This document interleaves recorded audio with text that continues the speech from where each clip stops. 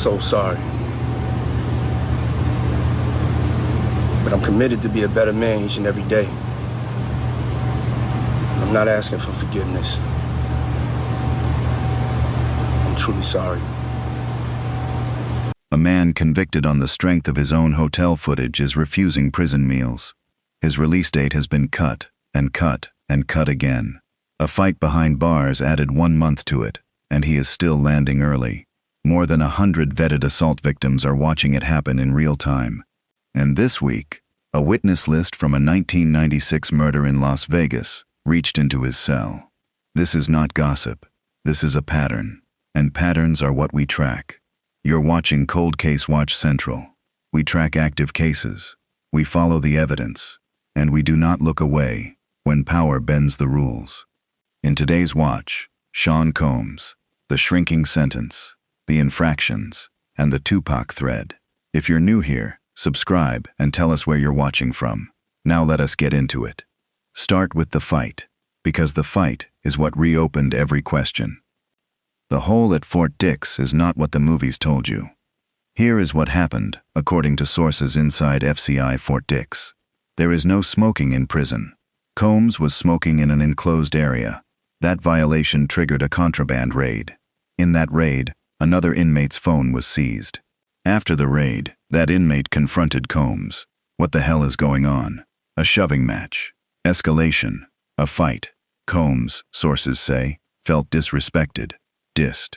The man who spent decades controlling every room he entered could not control one hallway. When asked who won the fight, sources said he held his own.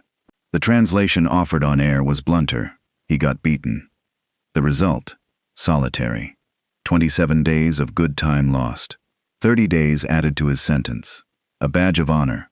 Some sources claim he calls it. Bragging about it. Proud of it. Which is strange, because it cost him time away from the family he says he cares about. But then the descriptions of the hole started splitting into two different stories. One version sounds like a resort. Blankets, a mattress, a pillow, toilet paper, shaving tools, legal and religious materials, visits, a possible roommate. The other version came from a man who spent 30 years inside the federal prison system. Dr. Dwayne Hendricks, former associate warden of MDC Brooklyn, former senior warden with the U.S. Department of Justice. Dr. Dwayne Hendricks is joining us, former associate warden, MDC Brooklyn, former senior warden, U.S. Department of Justice, Federal Bureau of Prisons, 30 years in the can, so to speak.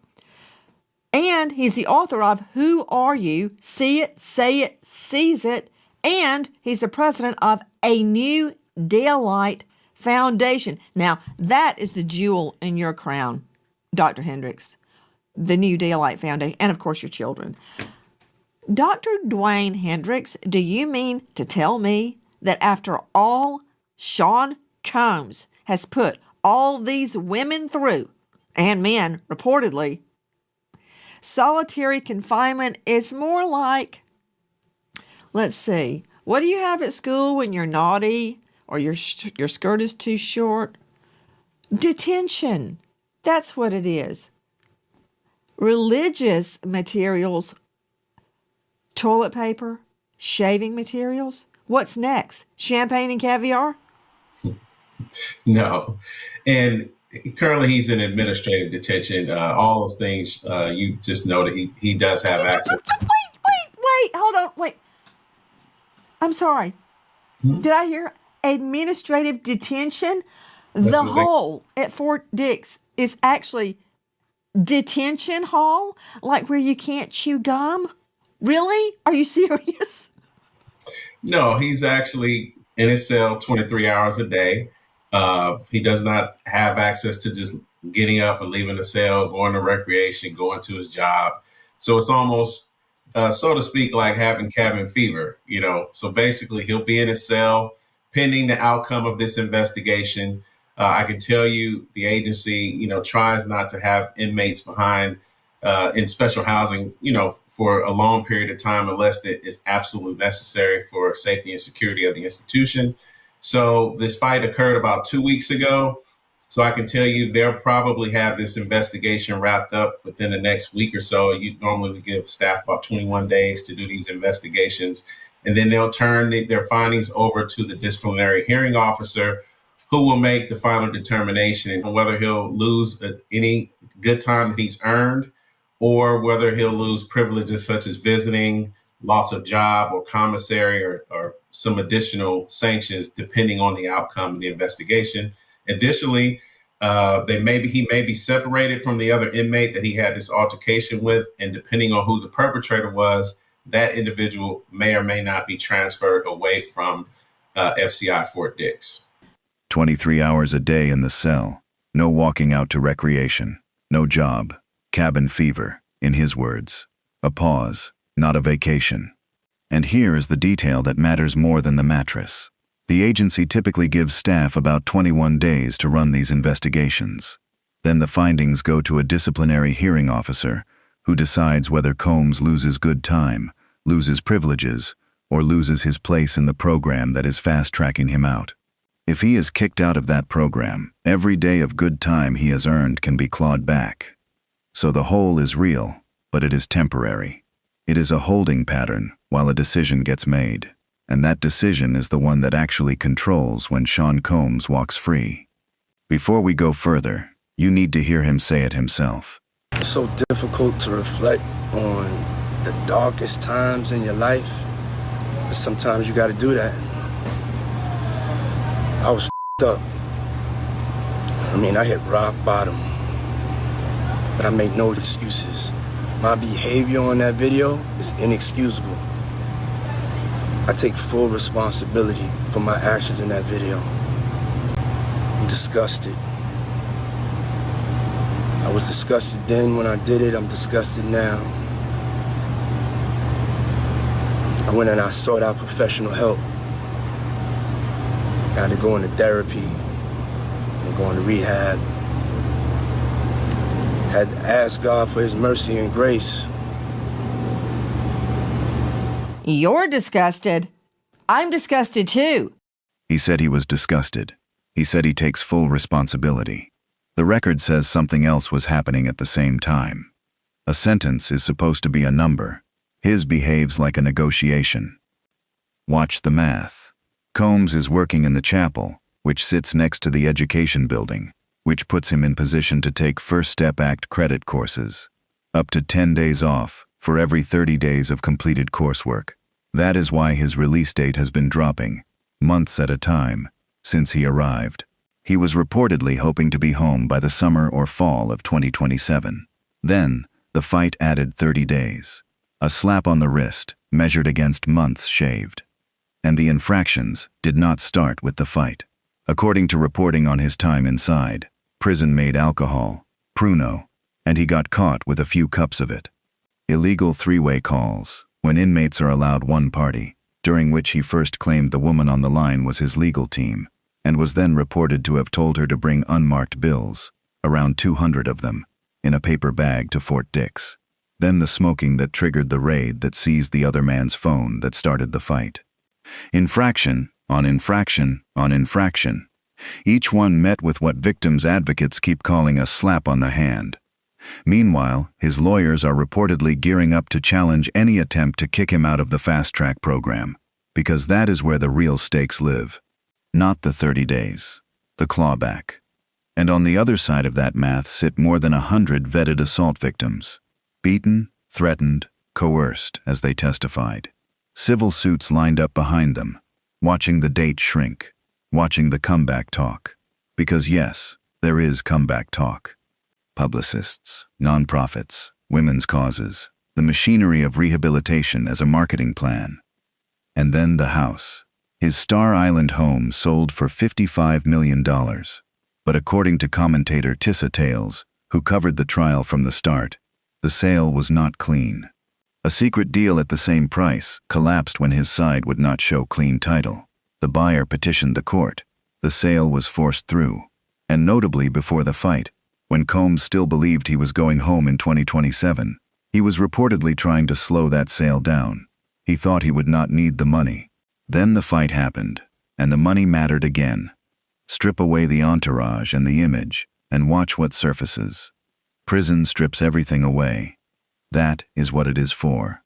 The entourage, the image, the ability to buy your way out of a room. And psychotherapist Dr. Janie Lacey, who has spent her career inside toxic relationships, said the fight tells us exactly what the stripping reveals. When the control disappears, the instinct is not to de-escalate. It is to dominate. Remove all the things around him, and he is still the same person. Now hold that against the paper trail. This is a man appealing his conviction by arguing the videos at the center of his case are protected free speech. The same videos the public first saw in the hotel footage of him beating and dragging Cassie Ventura as she tried to get away. The footage that moved the entire case forward. He says he is disgusted. Then and now. He says he sought help, therapy, rehab, mercy and grace. And in the same season, his legal team argues the conduct was speech. The victim's silence is doubt, and the sentence should shrink. Both things cannot be true.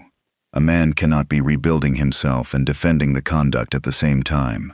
One of those performances is for the court, and one is for the cameras, and the victims are left holding the difference. This is the pattern the victims keep describing. Not one incident, a system of incidents, rules as suggestions, consequences as negotiations, accountability as something that bends around him, never through him. Then a witness list from a 1996 murder landed on a desk. And then, 1996 reached into the present. The trial of Dwayne Keith D. Davis, known as Keffi D., the sole defendant in the murder of Tupac Shakur, is moving. And the witness list released this week reads like a map of the era. Marion Suge Knight, who was in the vehicle and injured the night Tupac was shot. Oscar Goodman, the former mayor of Las Vegas and one-time defense attorney to organized crime figures. His law partner David Chesnoff, and Reggie White Jr., the former head of security at Death Row Records, whom Davis has named as the man who organized the hit. Davis claims credit for the murder on BET and in his memoir. His account, as reported, after the diss track hit him up, Combs wanted Knight and Tupac's heads. When Davis offered to carry out the hits, Combs agreed to pay him $1 million. A New York dealer named Eric Zip Martin suggested the opportunity and provided the gun. They staked out a club where Tupac was performing. Tupac never showed. The plan was abandoned. Then, driving down the strip, they spotted Knight and Tupac stopped in traffic. A white Cadillac flipped a U-turn. The gun changed hands. Anderson leaned over Smith and shot Tupac. And according to reporting on federal DEA interviews, Davis pointed the finger at Combs as the man who placed the bounty, which sent law enforcement into overdrive, researching Combs's possible involvement. In the last hours, Dave Mack, a witness list has been released in the Tupac Shakur murder trial. Tell me about the trial. Nancy, this is the trial of Keffi D., Dwayne Keffi D. Davis, the sole defendant, mind you. All right.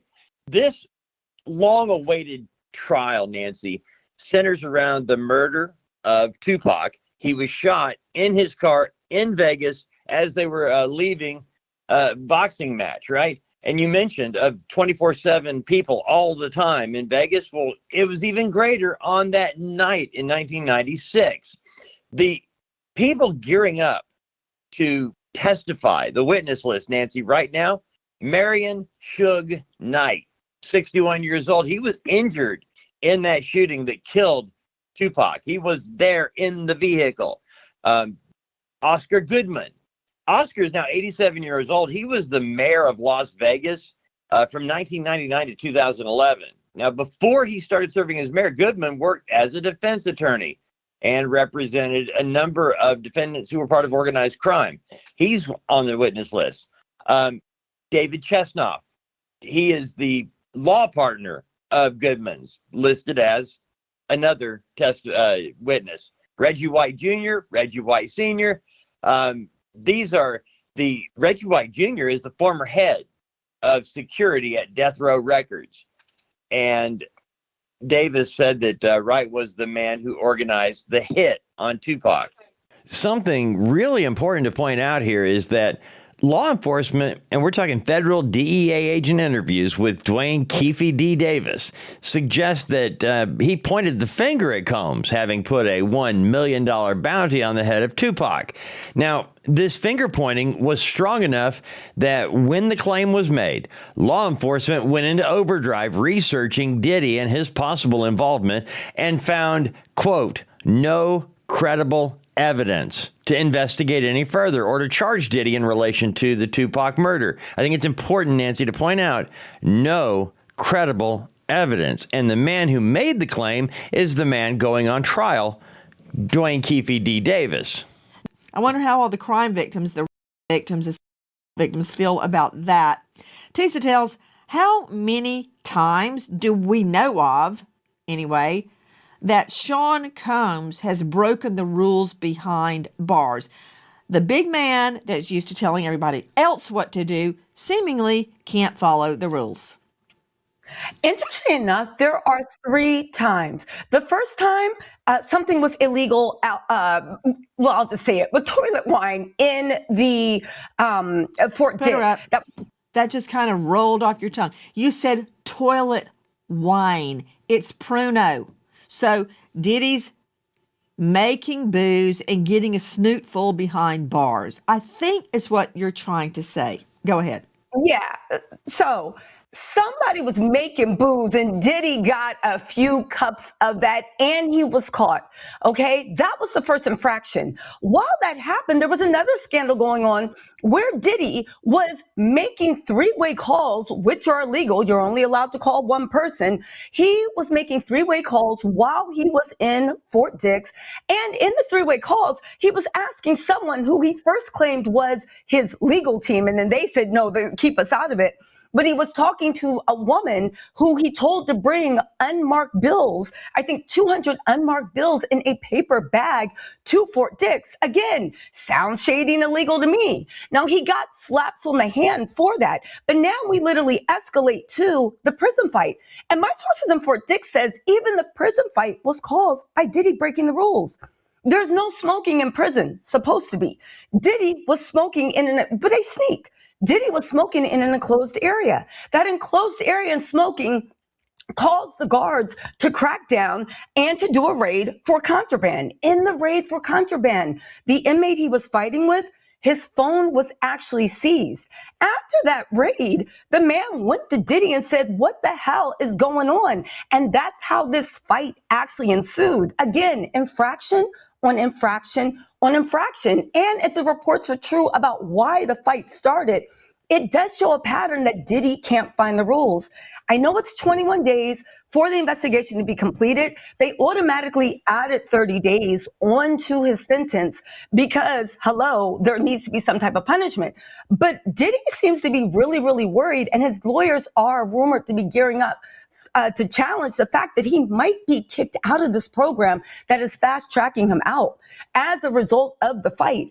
And if he is kicked out, then all the good time he's earned will be clawed back. Now, of course, his lawyers are gearing up for a legal challenge. Nobody knows if he'll be kicked out of the program, but there is a chance that he's facing very serious consequences, depending on the severity of the fight, the injuries, and what their investigation actually holds.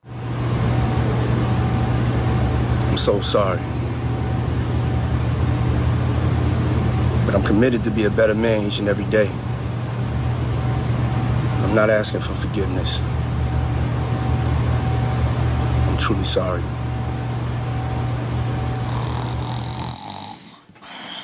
Oh, was that Diddy again begging for forgiveness? Again? Oh, Diddy, at it again. Okay, is it true, Dave Mack, that Sean Combs, in another attempt to job the system, beat justice, to shave time off of his sentence, which he did, he went into prison rehab? That's a yes, no. Did Diddy go into prison rehab? Here is where we slow down, because this is the moment a lesser channel would print a headline. We will not.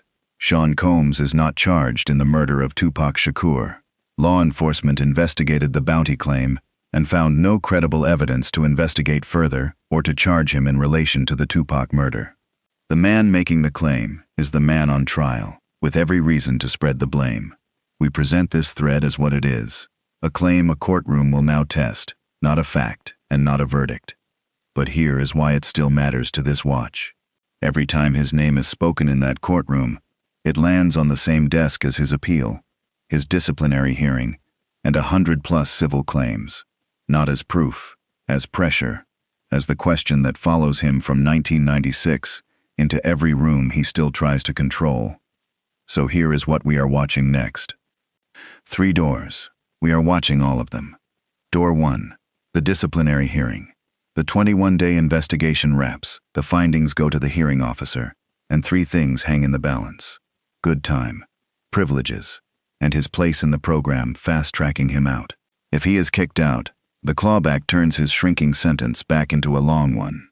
Door 2, the appeal, the free speech argument, a court's answer to whether a man can call his own convicted conduct art while asking for his time back. Door 3, the Keffe D trial. Defense attorney Daryl Cohen, a former felony prosecutor, put it plainly on air. Everyone on that witness list will do what they need to do to protect their own skin, and he would not be surprised to see a finger pointed at Combs in open court. If that happens, it will not be proof, but it will be testimony, under oath, in a murder trial, and the world will hear it. And behind all 3 doors, the people this case is actually about. More than 100 vetted victims, survivors with legal windows open, and a cultural permission finally granted to speak. If you know anything regarding the prosecutions of Sean Combs or the Tupac Shakur case, Homeland Security's tip line is 877-447-4847. We will be here when the hearing officer rules, when the appeal moves, and when the witness list takes the stand. Subscribe to ColdCase Watch Central and turn on notifications, because this case has 3 doors, and we are watching every one. Leave one comment below. Which door do you think opens first? The disciplinary hearing, the appeal, or the Tupac trial? Because the victims are still waiting, and the least we can do is keep watching. But tonight, the last word does not belong to him. It belongs to the people he left behind the glass, and to the woman who said it best. Silence isn't proof that nothing happened. It's just often proof of exactly how much power the other person held.